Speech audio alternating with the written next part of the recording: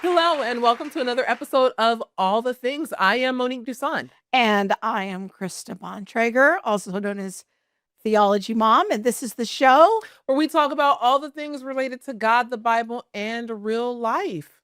How's it going? It's going okay. We're trying to get a little traction here for season 7. We've got a lot of great content planned. We do. I'm year. Excited about this season. We've got a lot of things lined up, so make sure that you are subscribed to our newsletter that comes out on Fridays that will let you know what's happening on Saturday for the show each and every week. So every week. Yeah. Yes. So just go to allthethingshow.com. Yes. And sign up. Sign up. Now, we do want to let you know that this is a recorded episode. Technically, at this time, we should be in the great state of Georgia, where Krista will be speaking. Yeah, I'll be speaking at a women's conference in Georgia, and hopefully I'll be done by the time this airs. And or maybe not. We'll be resting. I don't know. But yeah, just looking forward to kind of getting on the road a little bit. First talk of the year. And I'm not speaking. Oh my gosh. I know, it's kind of a role reversal. Usually I'm the one running the table while she's speaking, and this time she's going to be running the table. So I'm excited. I really, really am. Now we want to give a shout out to our moderators. Yep. For holding everything down and making sure that no one gets crazy in the comments, because trust us, we will say goodbye. That's just who we are. They know how to press that eject button real quick. That's just who we are. Just love us for who we are. All right. So we've got a great show planned today with our friend Scott Allen from Disciple Nations Alliance. Yes, many people will know Scott from a book that we've referred many times, especially early on. My goodness from gracious. Almost day one of the ministry, his book, Why Social Justice is Not Biblical Justice. Yep. It was so helpful. And one of the things I appreciate about Scott, and I think in ways in which our ministries are similar, is that we both have a true passion and see the importance of defining our terms. Yeah. Like, what do you mean by the term you're using? Yeah. And, that's something that Scott really, digs deep into. That's something that we, talk about as well. And that's something that we've received feedback on, the fact that we want people to understand the words that they're using and not just assume that what someone else is talking about when they use a certain term. I think that's probably one of the most frequent pieces of feedback I get when we're on the road is, you have taught me the importance of asking the question about, what do you mean by this? Defining terms, how important that is. I never knew how important that was until I started watching your content. And I always take that as a big compliment. And our friend Scott has written an entire book about the importance of definitions. Yes.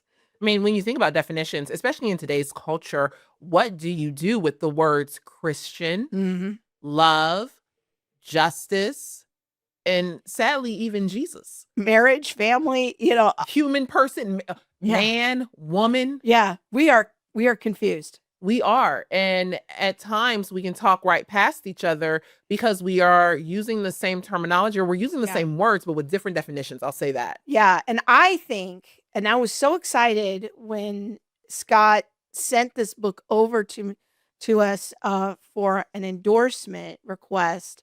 So I got to read an early version of it. And I was like, yes. I have been saying for a couple of years now that I think the next frontier of defending the faith will involve defending definitions of the faith. And when his book came along, I was like, I am behind this. And that's awesome, because what many people don't understand is that on the other side, especially in that critical theory lane, much of the goal is to deconstruct words or to And we're going to deconstruct talk a about lot of that. that Yeah. language that has just been, for lack of a better term, historical in nature. Yeah. You know what I mean? And so how do we work to bump up against that or to preserve Yeah. language and words that really have true meaning, especially words that are, deeply biblical in their nature? Yeah, tethered to the Christian worldview. Okay, with that, let's bring on our friend Scott Allen from Disciple Nations Alliance.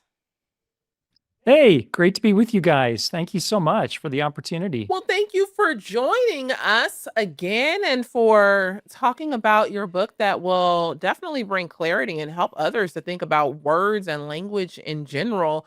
What prompted you to write this book? Yeah, and I want to let people know, I'll have Bob get it on the screen here. The title of the book, 10 Words to Heal Our Broken World, Restoring the Meaning of Our Most Important Words. But yeah, Scott, what prompted you to write this book? Why do you think the world needs this book? What's the core message? Well, first of all, Krista, thank you so much for your endorsement. That meant a ton to me. I really appreciate that. Thanks for taking time to read the book. Thanks for having patience with while I was juggling our own book project at the same time. Yeah. Oh, no problem. It's interesting. You guys referenced my previous book, Why Social Justice Isn't Biblical Justice. And actually, that book, I took time out of writing this book. I was already working on this book, 10 Words to Heal Our Broken World. This was, right at the time of 2021? I can't remember now, Floyd and the riots and this explosion in the culture around the word justice, social justice. And I was working on that word at the time, and I thought I need to take a pause on the 10 Words book and just get a book out on this one word. It just seemed so important at that time. So just a little background on this project. But your question, why did I write the book? I guess a couple of thoughts. I wrote it because I deeply believe in the power of words to shape culture. There's actually nothing more powerful, but most Christians don't understand this. And in my personal or my humble observation, most Christians take words for granted, but our adversaries, they don't. They understand the power of words, and they have been working very hard, very intentionally, and I would say successfully, to redefine biblical words in our culture, to embed them in our institutions, our systems of education, in order to change the culture in very harmful ways. And my heart breaks about this, especially when I see Christians going along kind of uncritically with these redefinitions. So basically, the core message of the book is if you're a Christian who really wants to have a profound influence on shaping the culture in God-honoring ways and positive ways that lead to true justice and freedom and flourishing, then I'll tell you, there's nothing more basic than knowing and living out and defending the biblical words and definitions.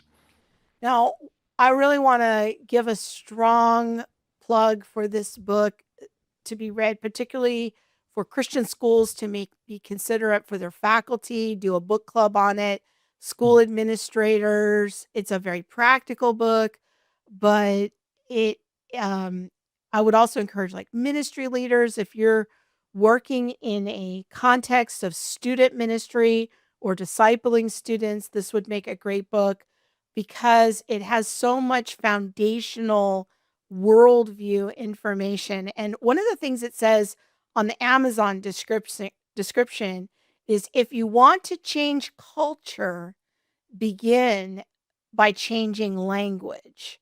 And I'd really like for you to unpack that statement because there's a lot behind that. Tell us why that's part of the book description and what you mean by that. Yeah, thanks. I'd like people to stop and think a little bit about words. We don't think about words and language very much. At least I didn't. We use words all the time to communicate. It's part of just our everyday life from the time that we're born, and we start using language, but we don't stop and think about them. Words and language are incredibly powerful, incredibly biblical. God is a speaking God. In fact, the Bible teaches that he created the entire universe through the power of his spoken word.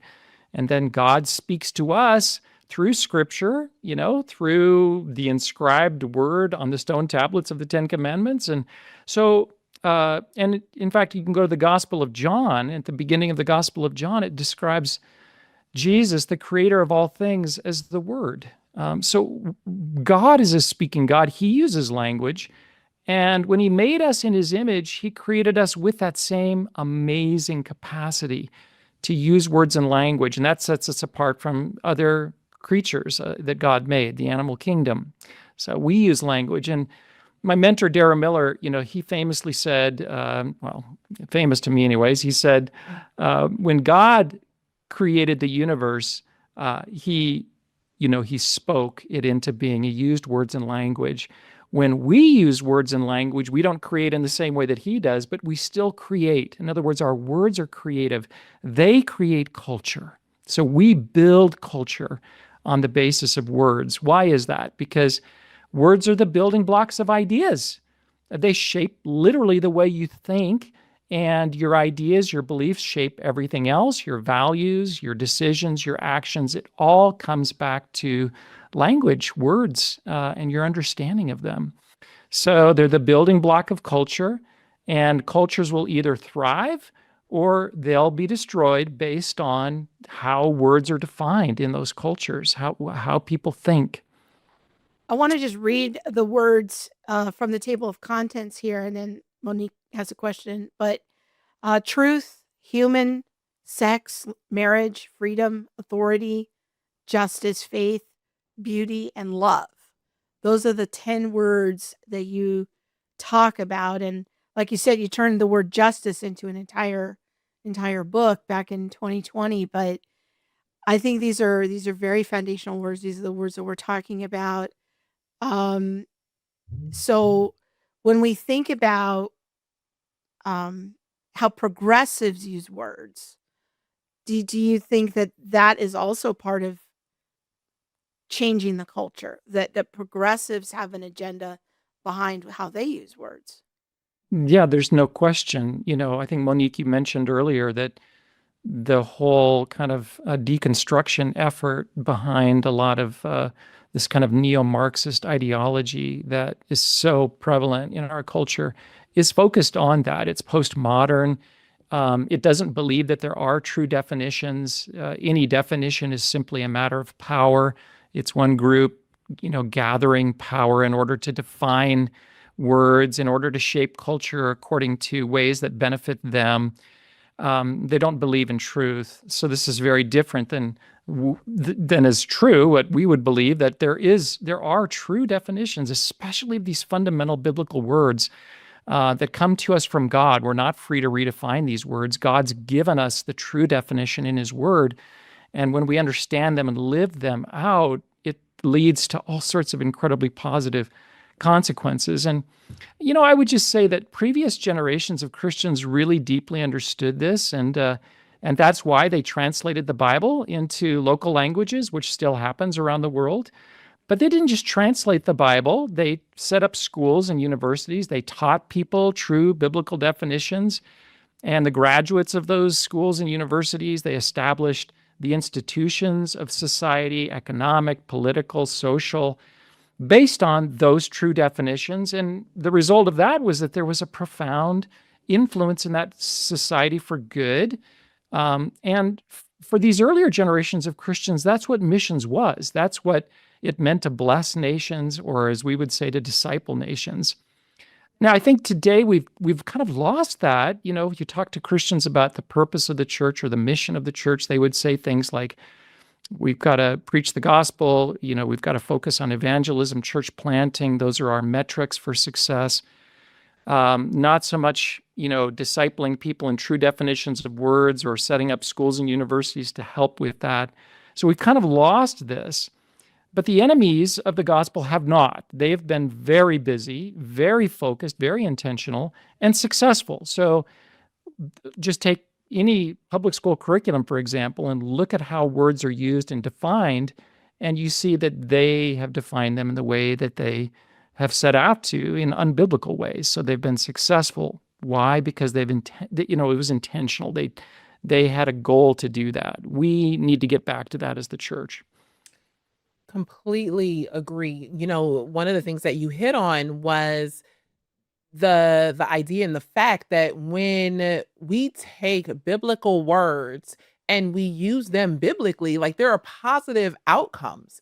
But when Yeah. we take biblical words and we change and shapeshift them for our own personal good or for a use or reason that's antithetical to scripture, what I'm assuming you're saying is that we can have negative implications. I'm wondering if you can share what some of those negative implications may be, or what's the outcome that we see when we use words in ways that are outside of their meaning biblically. What does that mean for the culture as some of these words are changing? Yeah, it's just profound. I mean, you could look at any one of these 10 words and look at how it's been redefined and what that means for the people that understand it in this false way, for their own lives, for the society as a whole. I mean, we can get into particular words, but yeah, I mean, I just think one of the words, and I think we're going to talk about it later, is the word marriage. The biblical understanding of marriage is very specific. It's got a lot of, concepts. There's a lot of richness in that word. The biblical understanding is that marriage is a God-ordained, exclusive, permanent union between a man and a woman to be a husband and a wife and a father and a mother to any children that their union brings into being. So it's this comprehensive idea. That idea has been intentionally redefined and now institutionalized through things like Supreme Court rulings to mean something entirely different. It means, literally, if you go to the Encarta or the Microsoft dictionary that's embedded on your laptop and you look up the word marriage, it says something like this: marriage is a romantic, caregiving relationship between consenting adults who intend to live together as sexual and domestic partners. Well, that's a completely different idea. What's gone? God is gone. This is not a God-ordained thing. Exclusive is gone. Permanent is gone. Male and female is gone. There's no mention of children. So it's a completely different concept. What difference does that make to people who enter into marriage, right? How do they live out their marriage? And what difference does it make to the society as a whole? Especially for something as fundamental as marriage, which involves children, education of children, etc. So that's just, one example. Every one of these words, you could make a case for just the profound impact that it has on a culture, on a life, when it's redefined. That's so good, because I don't think that we often think about how changing a definition will have cultural impact, and it will have impact on people's lives, their real world outcomes Yeah. of things. And we're going to be having our friend Katie Faust on in a couple of weeks to talk about Great. family and the impact of divorce and all of that research, which is another kind of undermining of marriage and all of that. So these are all interconnected They really are. ideas for They our are world. very interconnected. And I'm just thankful that we're having this conversation and that we get to challenge people in the idea of how are you using words? Yeah. And do you know what the words mean that you're using? Yeah. So super thankful for that. Scott, we are going to take a quick break and we are going to hear from our sponsors at Impact 360. We'll be right back. Change isn't going to come just because you want it to. Change comes because you are intentionally taking steps to making that change. I aspire to be someone who continues to build bridges with other cultures and who cultivates a community that's healthy and honoring to the Lord and life-giving. Now, after the program, I feel like I know what my purpose is and I know what I want to do going out into the world, and how to not have this time to step back and just kind of be patient and be still and just listen, I don't think I would have had that same clarity. In this world, it's kind of like in a scream contest. Who can scream the loudest and who's going to listen to that person yelling the loudest? And that person should be God, but he's not yelling, he's calling us. My hope going forward to interact with culture is to tell people like, hey, like, be still, listen to this guy, he's calling you home. Go to impact360.org to find out more information about the programs at Impact 360. They have 1-week camps for teens, 2-week camps for teens, and a 9-month gap year program for your high school graduate. I speak there a couple times a year and would love to meet your young person. Now, let's get back to our conversation with Scott. Scott, you ended talking about, terms that get redefined and the implications of when terms are redefined. But one of the terms that I'm hoping that you'll talk about is love. How are we seeing in your personal opinion? I don't want to, just kind of lead you down an aisle and be like, we are doing this. But how are you seeing the term love being redefined in our culture, if you are seeing it? And what do you think the implications of that are? Well, we're absolutely seeing this word being redefined, and it's not a surprise that the same-sex, movement has really branded itself with this word love. Love wins.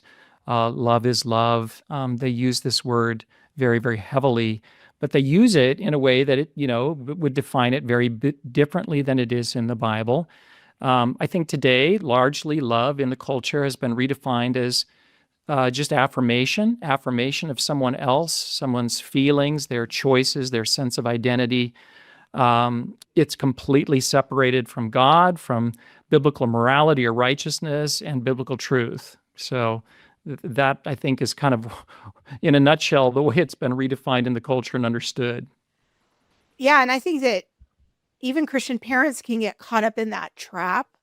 I was talking with someone over the break who is a parent of a 10-year-old, and I was kind of sensing, there was a lot of affirmation of the child's feelings that were happening. And I was thinking, wow, is this really what love looks like? Because the child was heading down some, I would say, decisions that would be compromising their God-given identity. I'm trying to be diplomatic here, but Okay. I think that Christian parents can find themselves in a place of mistaking affirmation and constant acceptance for love. And those are That's right. not necessarily the same thing. Sometimes love has to draw boundaries and say no, and even disallow a child in particular from doing something. But these are not popular concepts right now, even among Christians at times. No, for sure. It's come right into the church, this false understanding of love. And it's the Bible says love rejoices in the truth, and that includes truth, at every level, including moral truth. Truth builds up. The opposite of truth are lies. Satan's the father of lies. He uses his lies to destroy. So love is never going to rejoice in or affirm something that is destructive. That's just not what love is.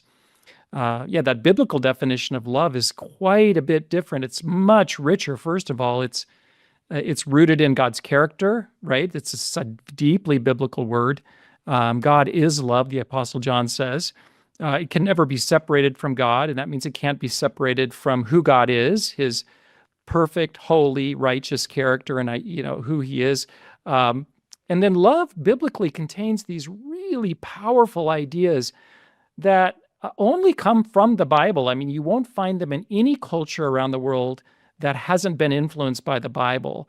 Ideas like love isn't just strong feelings or sexual attraction. It certainly encompasses those things, but it can't be at all limited to those things. It also includes a faithful commitment that go beyond feelings, even this idea of deep personal sacrifice for the good of another without any expectation of reciprocation or kind of you scratch my back, I'll scratch yours. That's the Greek word agape. We translate that into the English word love. That idea comes out of God's character and out of the Bible and nowhere else. So when we use this false definition of love as just affirming people, we actually lose the richness of the concept, including these ideas of permanent, exclusive, or faithful commitment, kind of the covenant idea in the Bible. And then the agape idea is completely gone too. And that's one of the most powerful ideas in the world. I mean, that idea alone has the power to change the world, changes lives. So this is a word we've got to understand it in its richness and defend it. Yeah, I often think of the fact that love also does hard things. Love can say Yes. hard things at times. Love may cause hard feelings, and we see this in But scripture. always with a desire to help, to serve, to build Yes. up for the good of another. That's what love is. It's Yes. always directed for the good of another. Yes, and So, that moves us away from the idea that you're positing, Krista, of, it's just this, what we're seeing is a lot of affirmation because I don't want to hurt my child's feelings. There's affirmation because I don't want them to think bad about me or to be upset or to have all of these hard emotions. No, sometimes love actually will allow for hard emotions, understanding that at the end it is for your good. And I think we see this over and over again, especially in the New Testament. We can look at Jesus as an example of love and his sacrifice, not with holding even his own death, or even looking at I'm forgetting who he was talking to now, but the guy was like, what do I have to do to be saved? And he says, well, what does it say in your law? And then he tells him to take it a step further, go and, like sell all your things. And the guy walked away kind of like not too happy. But Jesus said that out of love, everything God did or everything Jesus did was out of love and love for those who were in front of him. And so I think we see examples in the New Testament that go, in line with what you're saying of like, no, love isn't just all affirmation. And at times, love may cause, deep conversation or hard conversations or feelings that don't always feel like someone is in my corner because it's not the affirmation that we're used to receiving in our culture. And I think the key in what you said there is doing what is good for the other person, or as Scott said, the flourishing of the other person. We have to have a standard Yeah. for what Yes. is that good or what will result in a person's flourishing. Again, we're not talking about people's desires or emotions per se. We're talking about God's standard of what it says in his word about what does it mean to be a human person. Mhm. And Yeah. and what God determines will make us happy according to how we've been designed by him. So these concepts have very embedded values in them at times. And when So, when I think about that even a step further, when we have little kids, even it is at times teaching them about how do we as humans live to please and honor the Father. So it's not just, hey, look, you might think that this is for your good, but to your point, this is what scripture says about human design and about how we live to honor God. yeah, it's so good.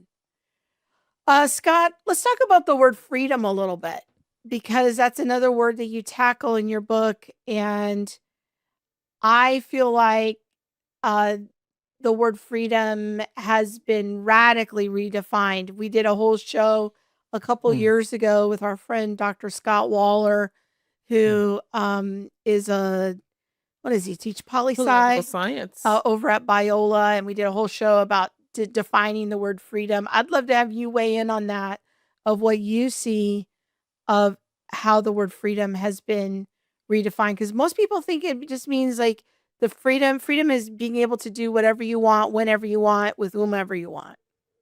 That's right. That you got it. That's how freedom's been redefined, and it's understood in the culture. Freedom is the ability to do whatever you want, and sometimes there's the caveat, so long as it doesn't hurt anyone else. But often, as in the case with abortion, that depends on how you define the someone else, I guess, right? So yeah, freedom is just kind of unbounded, unlimited ability to choose. And so the Bible would counter that and say, well, choice is central to freedom. God made us with this amazing capacity to make choices. We have our choices matter, and He will actually hold us accountable for our choices. They have real world consequences. So choice is central to freedom, but in the Bible, freedom is the ability to make choices within defined boundaries, okay? Those boundaries include the created world that God made. I always use the example of somebody saying, hey, I'm flying in an airplane, I want to jump out without a parachute. Well, you're certainly free to do that. You can choose to do that, but that freedom is going to be short-lived, right? So, because gravity exists and you have to build your life around that fact. You don't get to deny that. And also God's moral world, His character, His moral law, just His moral righteousness. These are all the boundaries that shape that confine, I guess, freedom in the Bible. So when you understand those boundaries and you function within them, the Bible says that's where you experience true freedom. If you violate those boundaries, if you step outside of them, you end up breaking yourself and you end up being enslaved.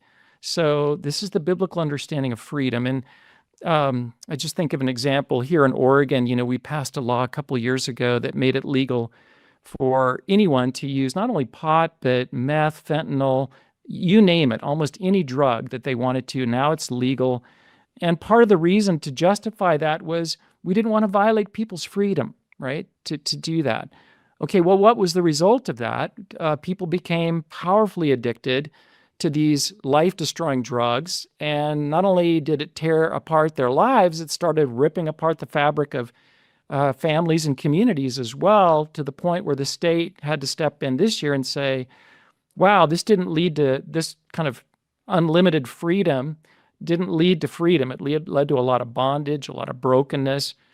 So now they're trying to kind of rein that in, but not because they want to come back to some true definition of freedom. They've just seen the outworking or the consequences of redefined freedom. It just breaks people. So this is one example. I like your analogy of, the airplane. Yeah, you can jump out of the airplane, but your choice. It is a choice. You got the freedom there.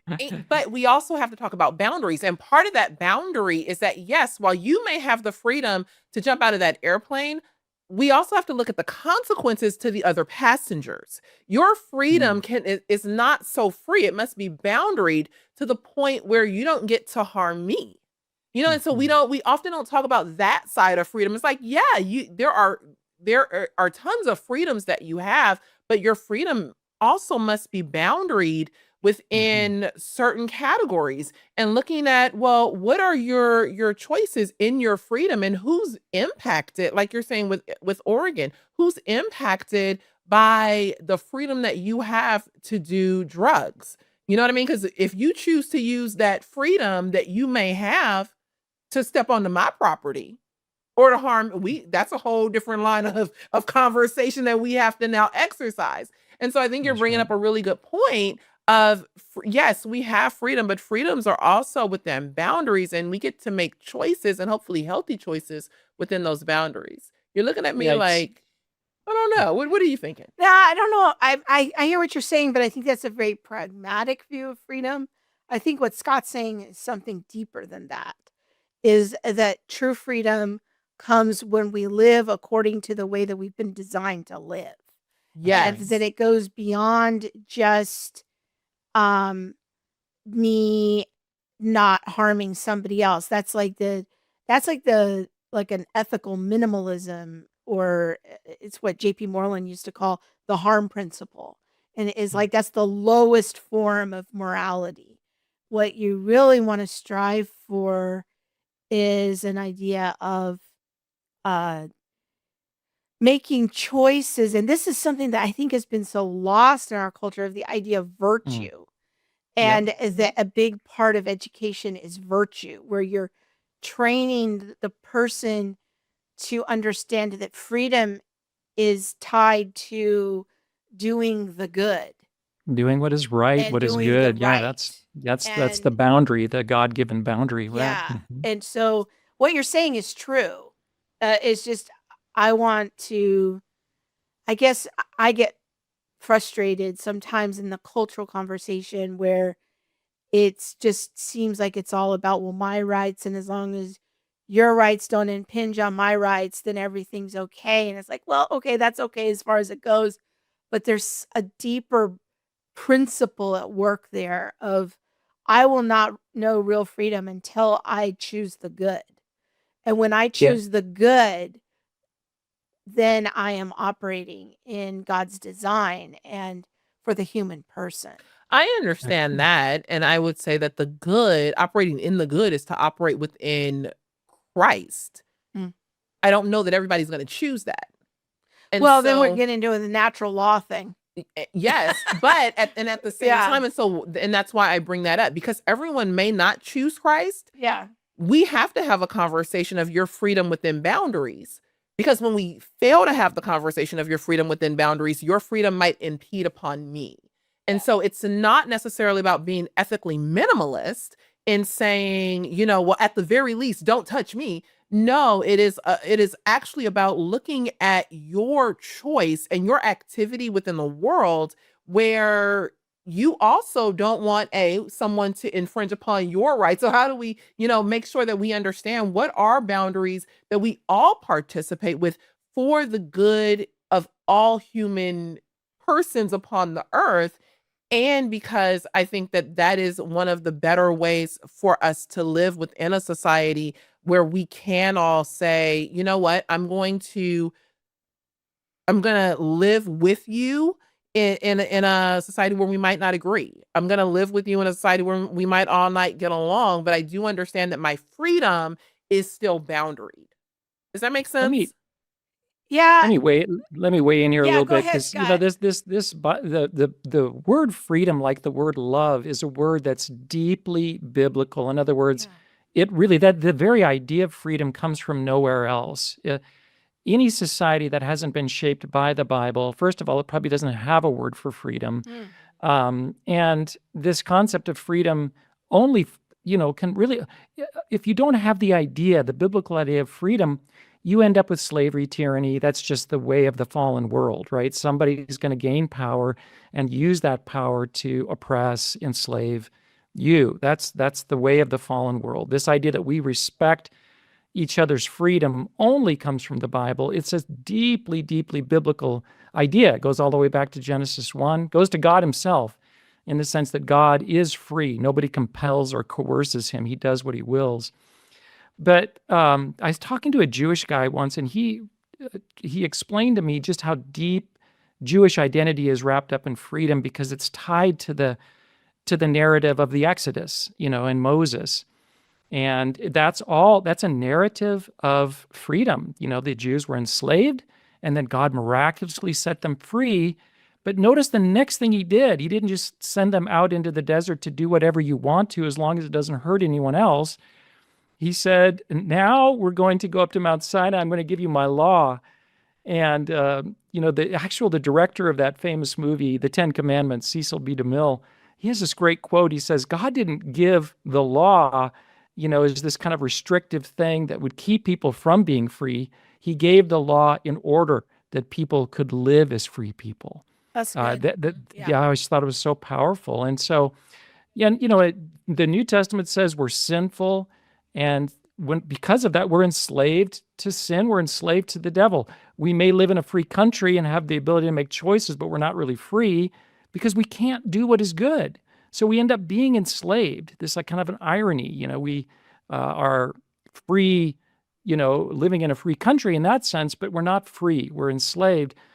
This ability to do what's good has to come through the gospel, through faith in Jesus Christ, the finished work on the cross, and the imputation of his goodness onto our life and the heart change that we have to desire to do the good, that sets us free. The New Testament writer said, if anyone who is in Christ is free indeed. So this is the biblical understanding of freedom. That's super That is. helpful. And I think that what's happening in our culture is we're mistaking what we've redefined as freedom, where the Bible would say that's probably slavery. Mm. Yes, exactly. And we've It is slavery. exchanged real freedom to do the good Mm. because we want to participate in this kind of counterfeit freedom of being able to do whatever I want, Yeah. as long as it doesn't harm people. All right, we're going to take another quick break here and hear from our friends at Birmingham Theological Seminary, and then we will be right back to wrap up our conversation with Scott Allen. If you want to know the worth of a seminary, go take a look at their graduates. Our graduates are all over the world. They're planting churches, they're revitalizing churches, they're translating the Bible, they're starting discipleship movements. It's heart-shaking, life-changing, and just mind-expanding of what God is doing. Sometimes I really do have to pinch myself that what I get to do with the ministries at BTS, the engaging with the students and the impact that God uses us to have on the lives of our students, it's a pleasure, it's an honor, and it's a joy. Jesus is still building his church. So we need to equip the pastor teachers who equip the saints. We need to equip the elders who shepherd the church. And I am grateful that Birmingham Theological Seminary is available to be a part of the expansion of the kingdom of God in these very crucial days. And once again, you can go to bts.education and find out more about our friends at Birmingham Theological Seminary. That's where I'm working on my Doctor of Ministry right now. Hopefully I'm almost done. Hopefully I graduate in May. But you can find out if their class offerings might be useful to you in your own training and development. You one of them kids that talked a lot in class, huh? I know you were. No, I was pretty shy, actually. Really? Yeah. Oh, When I was a kid, I was pretty shy. I had straight A's in all U's because I've been talking all the time. Anyway, that has nothing to do with this conversation.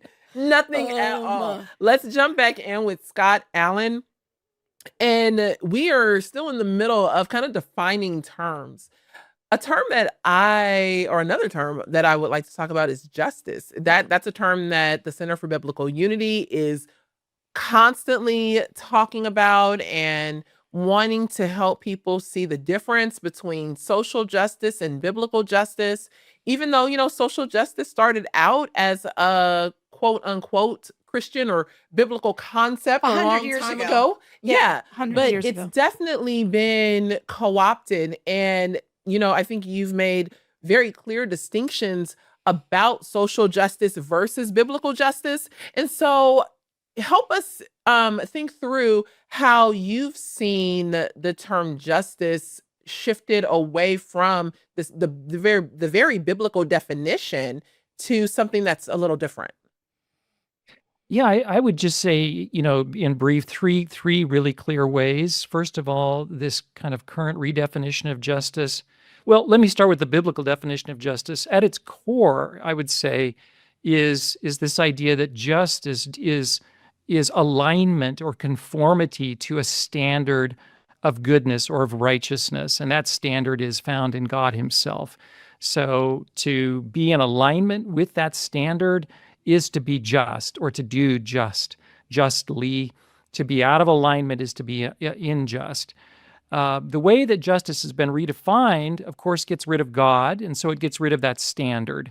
And so it ends up, in the name of justice, actually promoting things that are deeply immoral and even evil. So that's a huge difference. I would say a second difference is that biblical justice is very concerned about treating human beings, all people, with dignity and with equality before the law and a level of impartiality before the law. The way that justice has been redefined doesn't, okay? It actually treats people differently based on their identity, whether they fit into categories such as oppressor or oppressed. So for example, if you're a member of an oppressed group, then you get special favors and privileges. Why? Because the goal is equal outcomes. So let me give you an example, just one example. You guys know this so well. Like take Harvard University and entry into that university. If there are more white students than, let's say, Black or Latino students at Harvard, or let's say white or Asian students than Black or Latino, that alone would be considered unjust because the outcome, if you will, is there's a disparity there.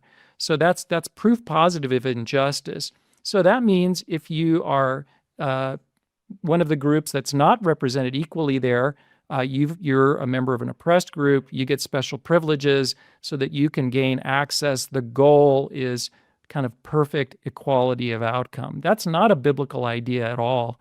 The Bible treats people equally regardless of external factors like skin color or sex or so-called sexual orientation. It has no interest in equal outcomes, but treats people equally as image bearers of God before the law. And often that can result in different outcomes. So those are just a couple of ideas, but they're very different concepts, as you guys well know. So, Yeah. I think it's interesting the way, and I was just listening to a book about the whole equity, equality, and how being treated equally under the law today is basically an injustice. Yeah. For a lot of people who uphold different frameworks and narratives, but the equity piece, which is the equal outcomes, that is what is seen as just. And so we can do an injustice to be able to get to their defined ideas of justice, which are equal outcomes. Yeah, and I like your definition and just how clear it is that justice is rooted in God's standard and finding yourself in conformity with God's standard. That's a really good definition, and I like that because that's kind of where I've landed as well after studying the scriptures on this matter for years, coming to a very similar definition. And I really like just how succinct that is. I might have to quote you in my presentations that I do on justice because it's just nice and crisp, because it becomes so confusing in our culture when everything is justice. It almost feels like nothing is justice. We need all the justice, including marriage equality and reproductive justice and all of these things that can fly under that banner. But what is it that we're really talking about? All right, let's start with that. We're grounding it in the nature of God. So that's really good. As we kind of wrap up here, Scott, can you share with us some thoughts for everyday Christians when they hear big words come up in a conversation, and they might find themselves in a discussion with their kid's teacher, or their someone in their homeschool co-op, or someone in their small group at church, and all of a sudden the conversation shifts to, well, according to love we should do this, or the Bible says that we should be just people, and so therefore we should do this. What advice could you give us of how to respond when those kinds of words come up? yeah. This brings us back to the beginning of the conversation. I think the first question you always want to ask is, what do you mean when you use that word? What is your working definition? So get people to try to begin to define what they have in their minds regarding what that word means. And then the second question is, what you have in your mind or what you're kind of articulating here, is it true? There are true definitions of words that are revealed through the scriptures. So we have to go back to the scriptures and say, is that a true definition? Does it conform to the definition that comes from God through the scriptures? And this takes time, obviously, to understand. It takes discussion.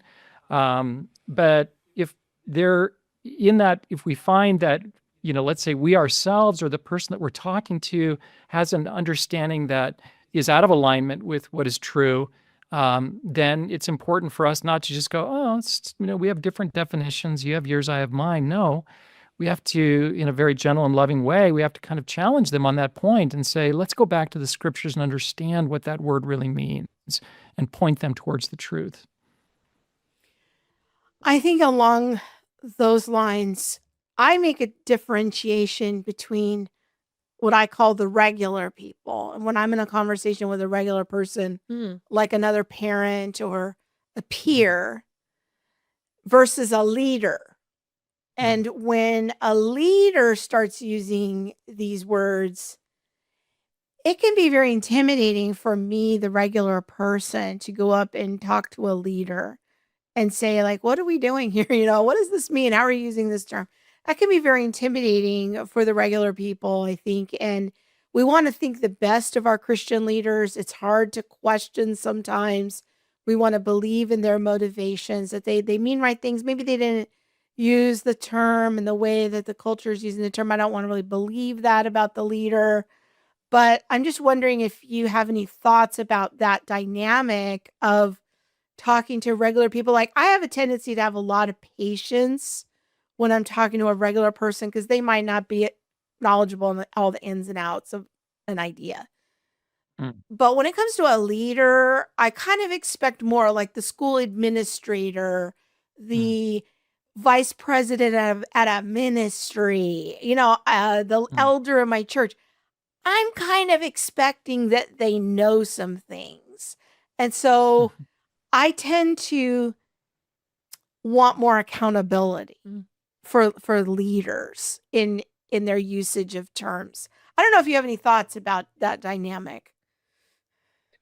Yeah, I do. I guess I do. I'm discouraged a little bit by how we've seen a failure in a lot of respects amongst our leaders in our churches, Christian universities, our institutions, in regards to protecting and understanding the true definition of words.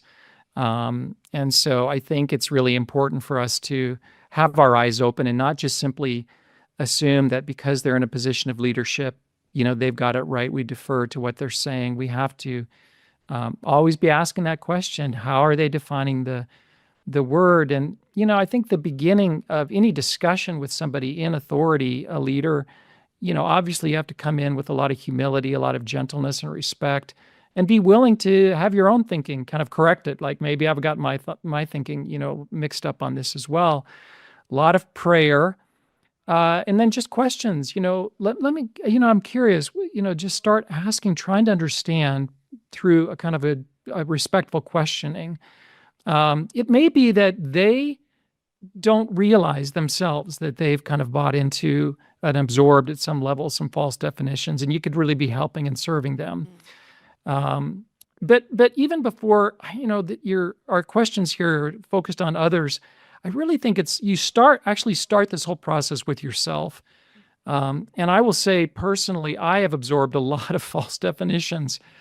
We all live in this culture that's redefined these words, and we at some level or other have all probably absorbed these wrong definitions. So it starts with us and just beginning to ask ourselves, what do I understand about that word? And then let's go back to the scriptures and see how different it is. I've had to do this over and over again. And then when you see the difference, if there is a difference and you see the difference in your own thinking, you have to repent. And the biblical word there, the Greek word is metanoia. And that literally means change your mind, change the way you think, replace the false understanding with the true one. And then, live it out, begin to build your life, your marriage, or whatever it is on the basis of that true definition. Start walking the implications of that out. Then I think you're in a better place to talk to others, whether they be, leaders or not, about these things. So I think it all starts with us. That's really good. It is really good. I really appreciate that. Just the reminder to, hey, what are you believing? I know that you might want to talk to this person about what they're believing, but where have you, fallen short in some of your own beliefs before you go, to them. And also, even if, you might be on the up and up with what you believe, but are you actually understanding the true definitions of words before you even go to, talk to someone else? So that's very helpful and very practical. So thank you very much, Scott. And thank you for hanging out with us, for, taking time to have this conversation. It's such an important and needed conversation in our culture where our words are changing and meanings are changing and people are using words very flippantly. So thanks for taking time to be with us. We are very appreciative of your time. So I want to let people know once again about Scott's ministry, Disciple Nations Alliance. You can go check them out. They have a podcast. And if you like Francis Schaeffer, if you're a Francis Schaeffer fan, you will appreciate Scott and his colleagues and their approach and for cultural transformation. I would say that they're very much in that same stream and pathway as Francis Schaeffer, and I would put Monique and I in that same stream. And I think that's why we've had such a camaraderie with Disciple Nations, almost from the beginning of our ministry in the early months, and we just kind of found kindred spirits in Scott and his team. And so go check them out, check their podcast out. Also, I would like to remind you to please check out Scott's book, 10 Words to Heal Our Broken World. This is a book that is looking at 10 very, very important biblical terms that are actually being hijacked in our culture today. We have gone through a few of them this evening, but make sure that you are checking out his entire book. Thanks so much for being on with us, Scott. We'll talk to you soon. Guys, thank you. And just God bless you and your ministry. It is so important. And I just want everyone to know how much I appreciate and respect what you guys are doing. And I'm a huge fan. So thanks so for having me on. Thank you. Thank you. Yeah. Have a good day. We will see All you right. soon. This whole conversation reminds me of before we actually started CFBU, and I was producing another show at a different ministry. And I went back recently and I watched some videos of myself. Oh my gosh. And I was noticing like I was really kind of imbibing some feminist terminology, and there was one where I used the word privilege in a way that I probably wouldn't use it now. Look at you. And it had some feminist kind of oriented ideas and lens on the scriptures, and the point about definitions is just so real because we can be shaped and discipled by the culture in ways that we don't even realize. And here I consider myself a very solid Bible teacher, not realizing how I was subtly bringing in certain ideas into my thought, my teaching, and how I was speaking in public. And I think that when you and I met, definitions were a big part of our early conversations. Yes, definitions are still a part of our conversation. What are we Let's talking just about keep it here? real. Keep it honest. So Keep it a buck. I don't know. That was just coming to me as we were talking to Scott tonight. It just reminded me of eight years ago me. Yeah.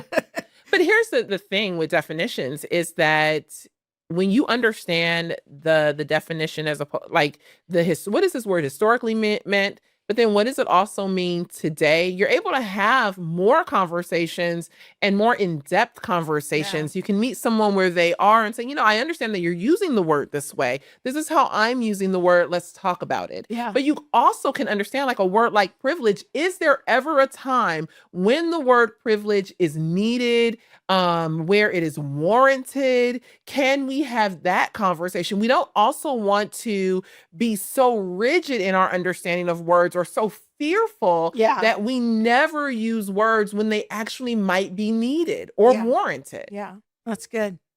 Well, once again, we want to encourage you, make sure you're subscribed to our newsletter. It goes out on Fridays. It'll give you the lowdown on what's happening on the show on Saturday. Man, we've got some great content planned. You are not going to want to miss it. Next week, we'll be talking to our friend Eric Muldrow. Oh, cousin Eric. Oh my gosh. Had on the show before. You might remember from Code Red Conversations. We've had him a couple times on before to talk about policing issues. And he's going to come on and talk to us about having the talk with your kids. and the talk meaning about getting pulled over, being, Because I was like, what? Wait. yeah, being respectful to the authorities, but also how the conversation about the talk about the police shows up in some minority communities, Mhm. asking the question at times like, how do we do this and not transfer generational trauma onto the next generation? So lots Is the of talk even needed? is the talk even needed? Yeah. You know, so we'll be getting his perspective and weighing in on from a law enforcement point of view. So you won't want to miss that. Yes. All right. Well, with that, I think we are done. Have a very good weekend, everyone. We'll see We'll you see you soon. next week. God bless.